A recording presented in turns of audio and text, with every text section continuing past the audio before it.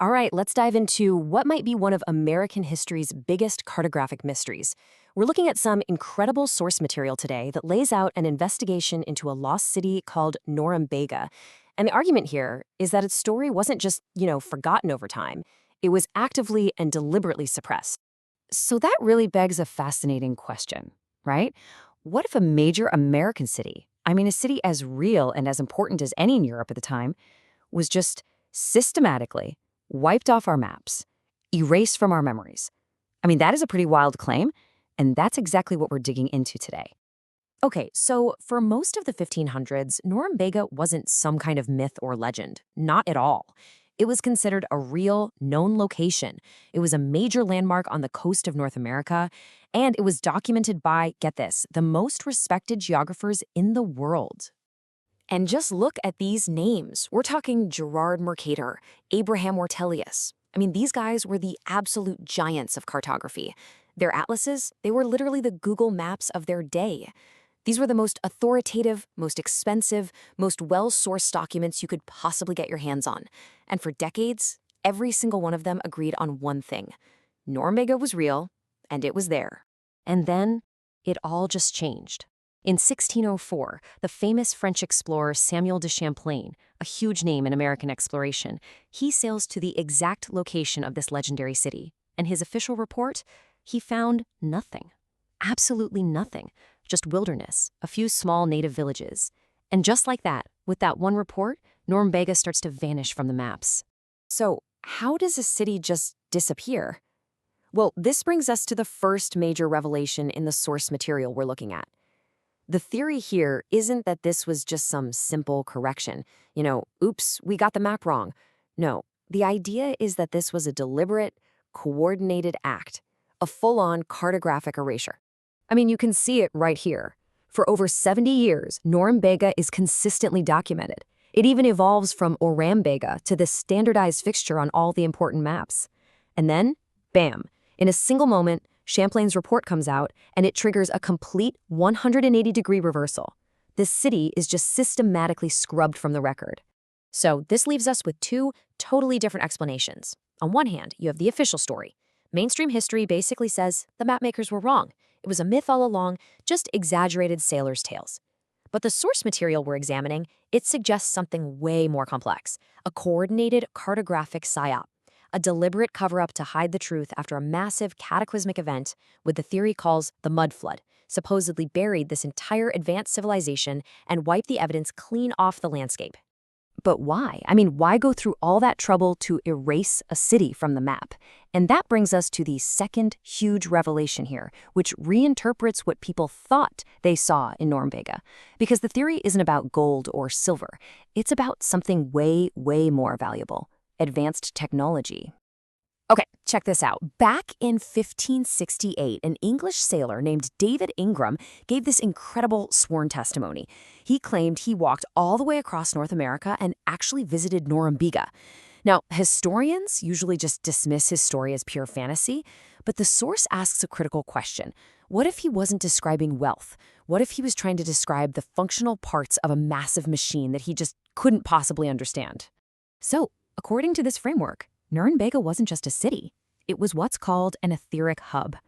And the central idea here is pretty mind-blowing. It wasn't just a place for people to live. It was, in effect, a massive power station, engineered to pull free energy right out of the atmosphere. And this is where that reinterpretation gets really specific. Those silver and copper roofs Ingram talked about, the theory says they weren't for wealth. They were giant atmospheric energy collectors. Those pillars of crystal, not decoration, but massive piezoelectric capacitors. Think giant quartz crystals, storing and regulating all that energy. And the giant rubies, they become crystalline lenses, focusing that power. All of a sudden, what sounded like a crazy, fantastical story starts to sound a lot more like a technical report. Okay, I know, this all sounds pretty incredible, but the source material argues that there is actual physical proof. And this leads us to our third big revelation: the buried evidence of Norumbega, which was supposedly uncovered centuries later by a very interesting character. So let's talk about Eben Norton Horsford. Now, this guy was no amateur treasure hunter, okay? He was a Harvard professor, a brilliant chemist with totally impeccable credentials. He even studied under one of the most famous chemists of the time. Plus, he had the money to fund his own research. And he became absolutely obsessed with one thing, finding the physical ruins of Norumbega. So in the 1880s, Horsford starts digging along the Charles River in Massachusetts, and he finds some astounding things. We're talking massive wharves, canals, paved foundations, all of it buried deep under thick layers of soil. And this is key. The source interprets these findings not as some simple Viking ruins, which was one idea at the time, but as the industrial port and the power grid infrastructure of this massive Tartarian city, covered up by that exact mud flood event the theory talks about. But what happened when Horsford presented all this evidence? Well, the academic gatekeepers of the time completely shut him down. According to the source, he was just aggressively ridiculed. His life's work was dismissed as some eccentric hobby, and so his incredible discoveries were effectively buried all over again. But Horsford wasn't done. He had one last move up his sleeve. He used his own money to build a stone tower right on the site of his discoveries. And it's this tower that the source claims is now at the very center of a modern-day cover-up. So in 1889, Horsford builds this 38-foot-tall stone tower, and he puts it at the exact spot where he believed the ancient Fort Norumbega once stood. But the real question is, what was this tower really for? Well, the official story says it's just a memorial, a commemorative folly.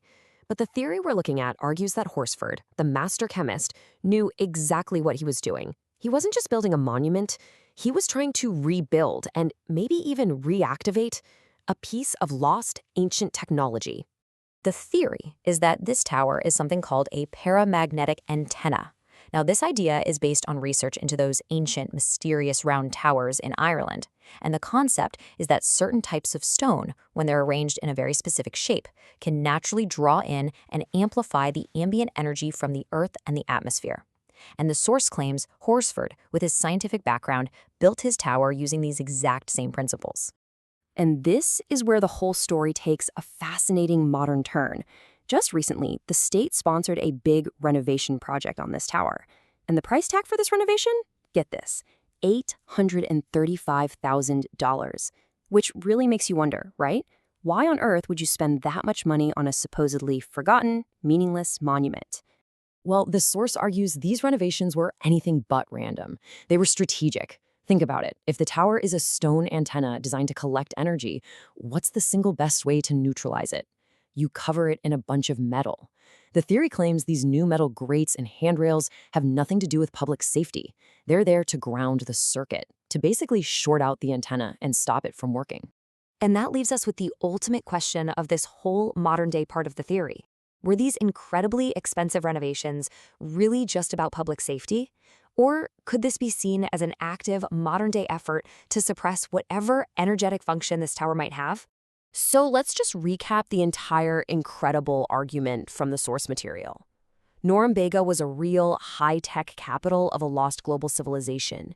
It was deliberately erased from our maps and our history books after it was buried by a cataclysm. And the remnants of its power, like Horsford's tower, are still to this day being actively suppressed.